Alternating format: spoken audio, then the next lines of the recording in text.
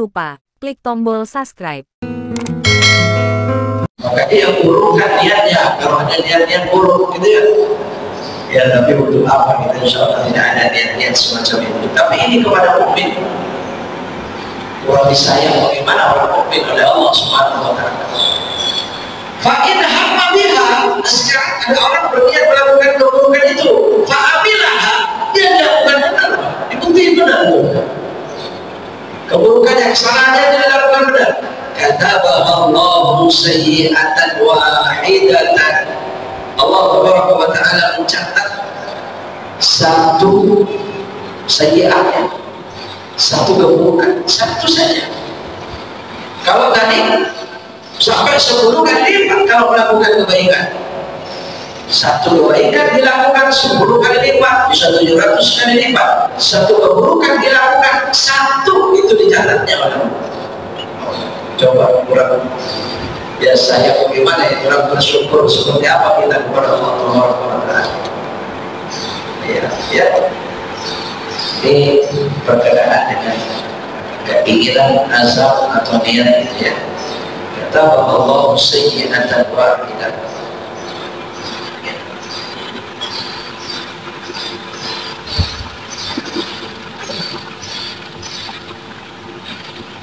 Al-halatu tsaniyatu. Adapun keadaan yang kedua, an-yahzama ala fi'li amrin.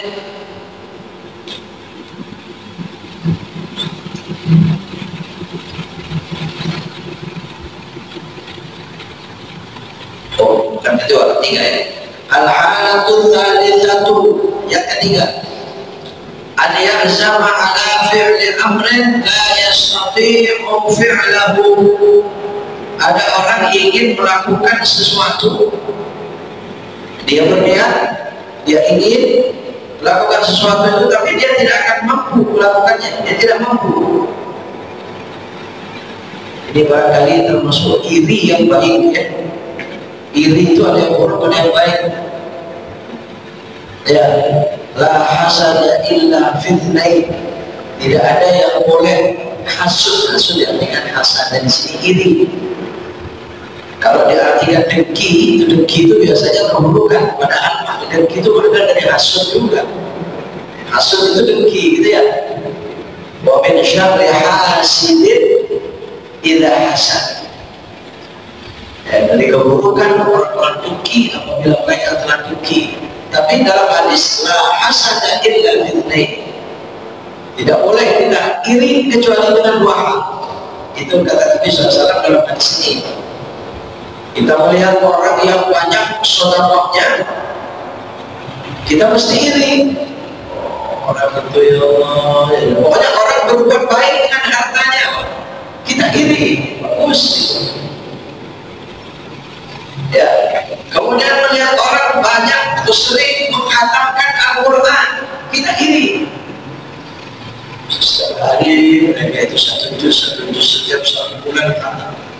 Saya belum bisa itu, ya Allah. Pengen jadi asal-asalnya. Saya akan perjuangkan, saya usahakan. Tapi sampai sekarang belum bisa-bisa. Ini layak sekali.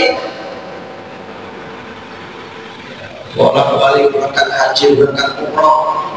Jadi seperti yang terjadi pada Ahlul Tuthur di Madinah ya. Pada saat itu zaman Nabi SAW dan ada sahabat-sahabat di Madinah. Ahlul Tuthur ini orang-orang miskin Madinah itu datang kepada Nabi.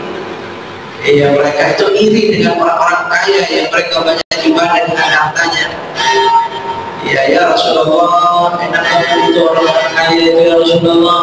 Bagaimana dengan kami ya Rasulullah? Mereka bisa bolak-balik pergi umrah, pergi haji, banyak sedekahnya, banyak pertolongannya, banyak menyenangkan banyak orang, sering menyenangkan banyak orang. Ya, kita ini di bulan Muharram ini, Masya Allah, santunan yatim bukan wahai itu ya. Masya Allah di masjid ini setiap saat bahkan menyenangkan banyak orang. Kami tidak bisa itu ya Rasulullah. Ya, ada beberapa riwayatnya ini, ada beberapa kali kejadian yang semacam ini yang Nabi SAW jawabannya berbeda-beda. Ya, sekali Nabi menjawab, diijazahkan kita membaca setiap selesai sholat 33 itu. Ya, subhanallah 33, alhamdulillah 33, Allahu Akbar 33. Kalau ini diamalkan setiap selesai sholat, akan mendapatkan pahala orang-orang kaya yang tidak bisa dilakukan oleh orang miskin yang hartanya. Mereka orang-orang miskin pada saat itu, fakir miskin senang sekali oleh Nabi diijazah semacam itu, diamalkan oleh mereka. Tapi namanya hadis ini kan banyak yang mendengar. Sampailah hadis ini kepada orang kaya kayanya melakukan juga. Yang cuma selesai sholat 33, orang kaya yang beriman ya bisa melakukan itu. Akhirnya mereka melakukan juga. Kemudian terpikirkan lagi orang-orang miskin ini bagaimana ini? Dia mereka dengan hartanya beribadah, ternyata amalan ini diamalkan oleh mereka. Nggak kenal lagi kita ini, nggak imbang lagi kita ini. Dia datang kepada Nabi SAW, ya Rasulullah, mereka ternyata orang kayanya mengamalkan ijazah engkau ya Rasulullah. Nabi SAW menjawab membaca ayat Allah Taala, wallahu yahtassu bi rahmatihi may yasha. Allah bisa mengistimewakan seseorang dengan rahmatnya atas kehendaknya. Jadi Anda orang miskin bisa istimewa dengan kemiskinannya. Orang kaya pun bisa istimewa dengan kekayaannya. Ada ibadahnya orang miskin yang tidak bisa dilakukan oleh orang kaya selama-lamanya. Orang miskin itu ibadah kalau mengeluh. Mereka mengeluh, orang miskin mengeluh kan? Iya ya Allah, gimana besok ini ya Allah? Aduh, minggu besok bagaimana? Dengan anak-anaknya, dengan keluarganya, ada yang sakit pula. Orang kaya nggak ada mengeluh semacam itu, betul? Ya mau apa saja bisa. Jadi ternyata keluhan orang miskin semacam itu keistimewaan di hadapan Allah. Karena dia menyebut Allah, ya Allah saya butuh ya Allah, butuh salat, rukuk, sujud. Dia mengadunya kepada Allah, rintihan semacam itu tidak pernah ini dirasakan oleh orang yang mampu, yang kaya, betul? Jadi ya sudah, kalau begitu masing-masing kita mau kita istimewa dengan apanya, betul? Orang kaya bisa istimewa dengan kekayaannya, orang miskin istimewa di hadapan Allah dengan kemiskinannya. Ya, wallahu yahtassu bi rahmatihi may yasha. Banyak ini maknanya, wallahu yahtassu bi rahmatihi may yasha. Allah bisa mengistimewakan seseorang dengan rahmatnya kepada siapa saja yang dikehendaki.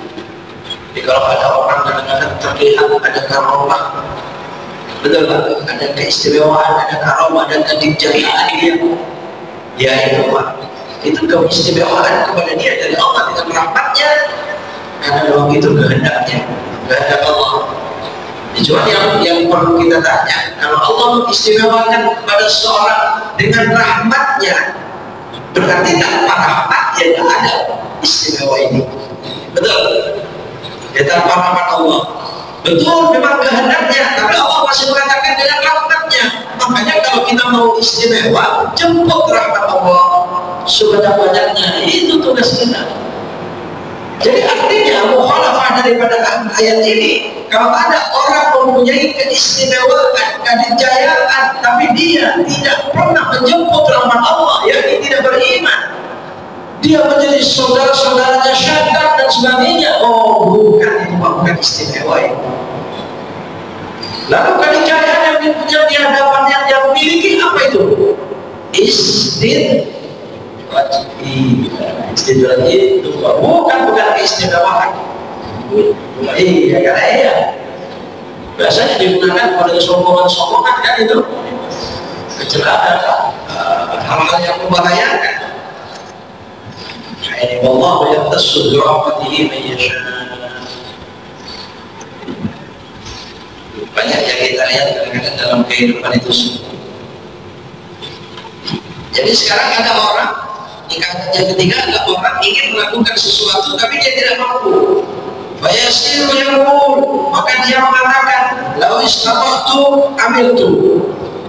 Ya, kalau saya bisa seperti orang itu, saya ingin melakukannya. Kalau saya bisa seperti orang itu, saya melakukannya. Ya, lau istata'tu amiltu. Kalau saya mampu, saya mau. Falahu niyatu malil amili wa alaihi ma alaihi. Oh, ya. Akhirnya baginya sama seperti niat orang yang melakukan kebaikan yang melakukan itu, yang dia tidak mampu. Wa alaihi ma alaihi, dan baginya apa yang dapat baginya. Wa alaihi maksudnya kepada orang yang iri tadi itu, dia akan diberikan oleh Allah. Ma'alaihi, apa saja yang diberikan oleh Allah kepada orang yang mampu itu sama-sama diberikan. Ya. Wa dalilu ala dzalika qauluhu alaihi salatu wassalam, dalil daripada hal tersebut adalah sabda Nabi sallallahu alaihi wasallam hadis. Nabi pernah mengatakan an-nasu arba'atun, manusia itu ada 4 macam. Orang itu ada 4 macam.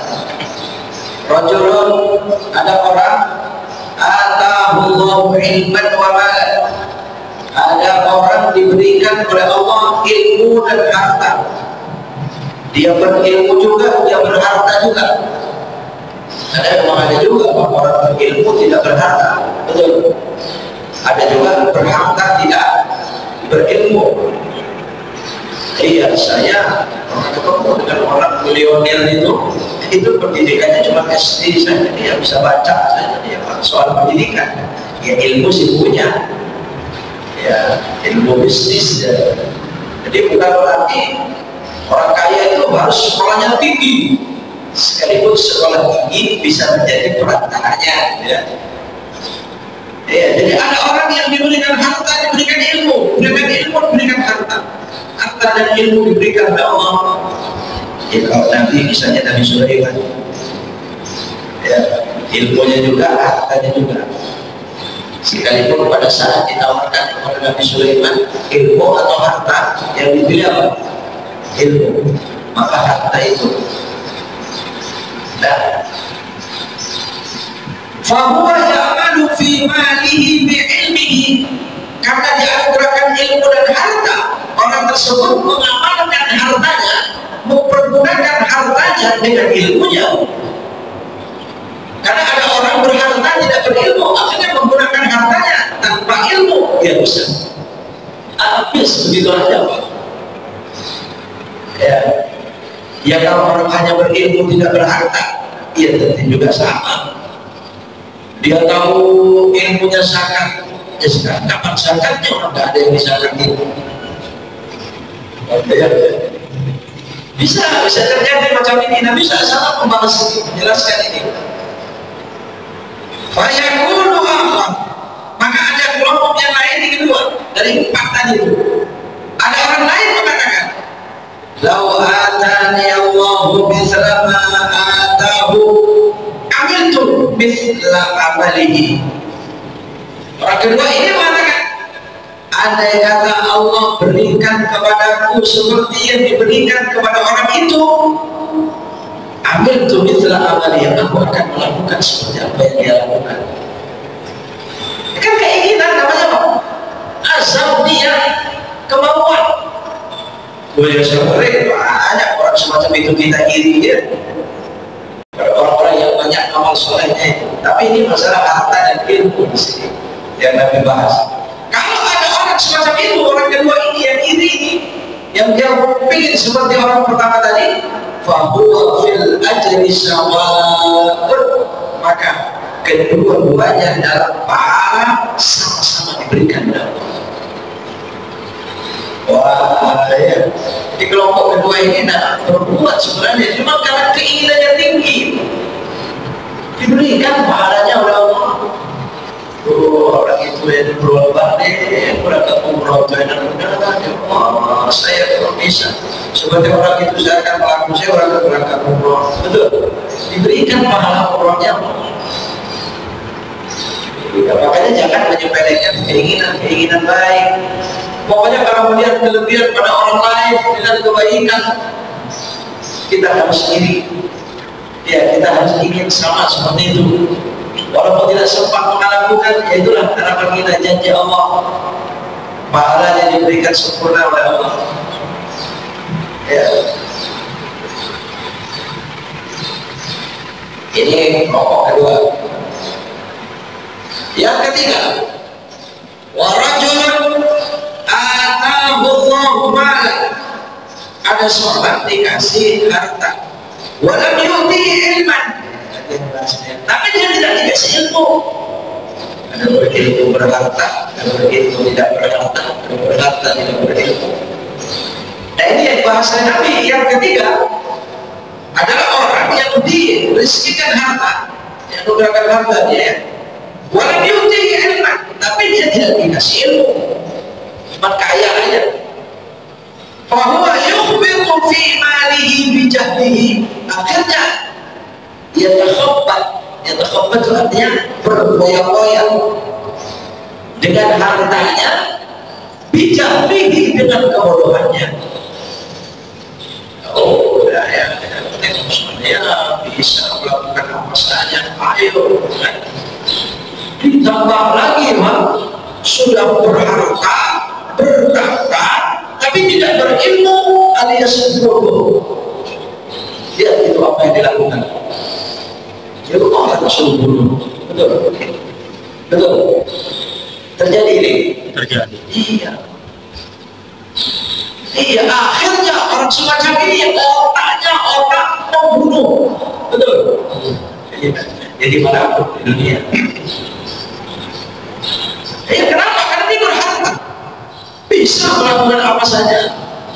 Ya sudah, karena dia bodoh, dia sombong. Dikiranya aman dengan sombongnya. Tidak aman orang sombong itu ya. Iya, kalau aman itu apa kata Allah Subhanahu wa Ta'ala? Sanumatti'uhum qalilan thumma nadtarruhum ila adzabis sa'ir. Kata Allah, ya memang sengaja saya senangkan dia, tapi sebentar. Qalilan thumma nadtarruhum ila adzabis sa'ir. Tunggu saatnya dia akan kami paksakan, lemparkan ke neraka sa'ir itu. Alhamdulillah. Iya, makanya kalau sekarang kita silakan ente bersenang-senang, ente puas dengan apa yang kamu lakukan, ya, dengan hartanya, dengan jabatannya, dengan sombongnya. Ayo, tapi kata Allah qalilan, sebentar. Apalagi itu apa alim ulama, lihat hancurkan sehancur-hancurnya, ya sudah mulai. Iya, kalau Allah sayang, barangkali turun siksanya itu, adabnya itu di dunia. Itu kalau sayang.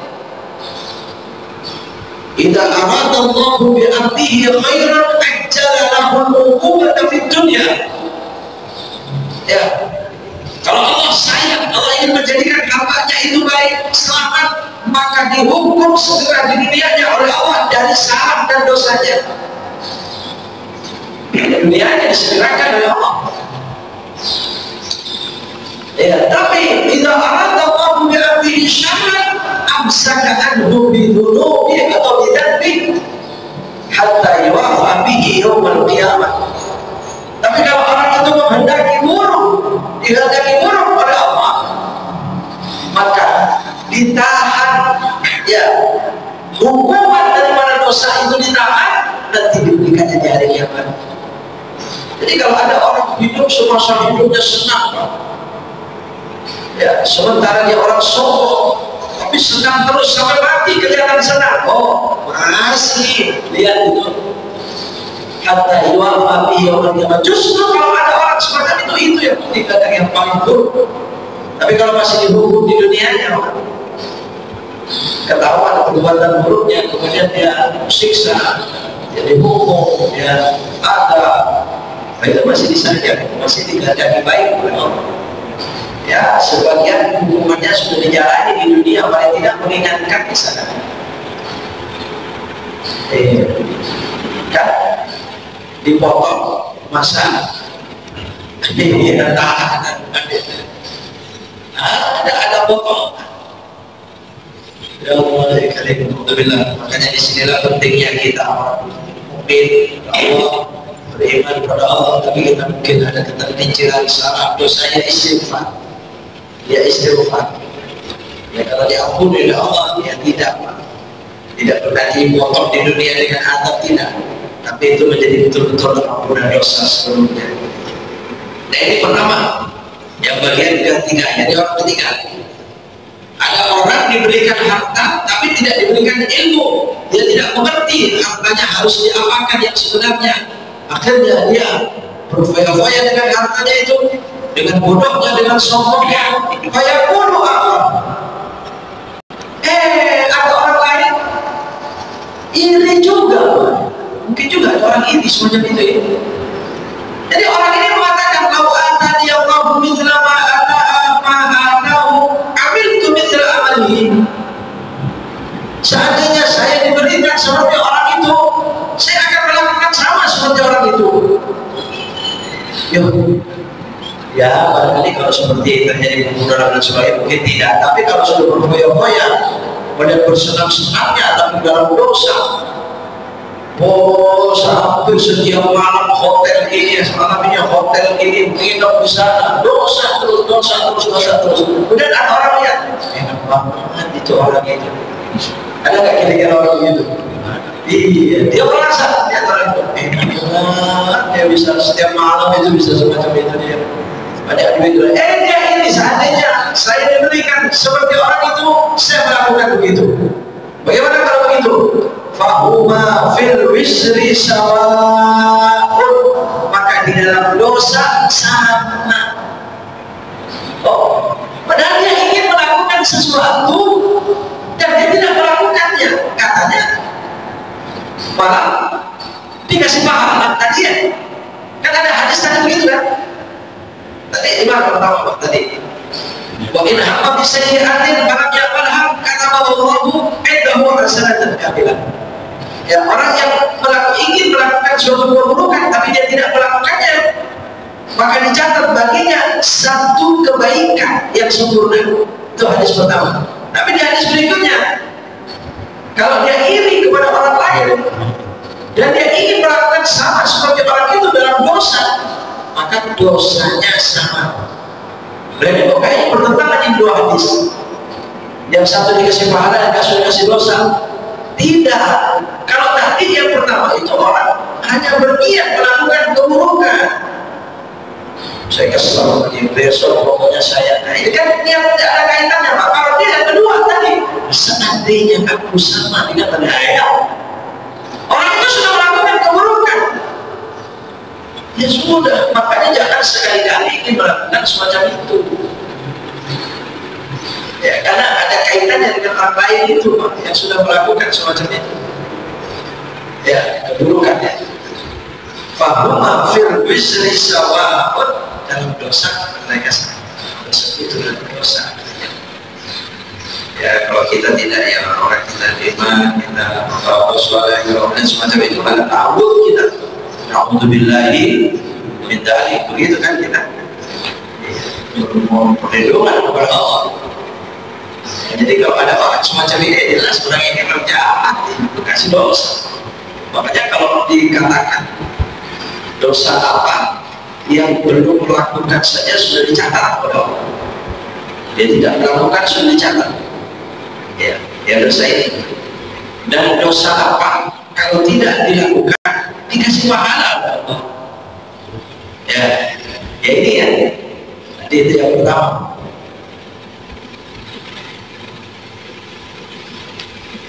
Baik, ini takut jam 9. Ini belum masuki pasal yang baru. Jadi ya sampai di sini berkaitan dengan niat dalam bahasan kita ini, mulai daripada keikhlasan yang kita taruh daripada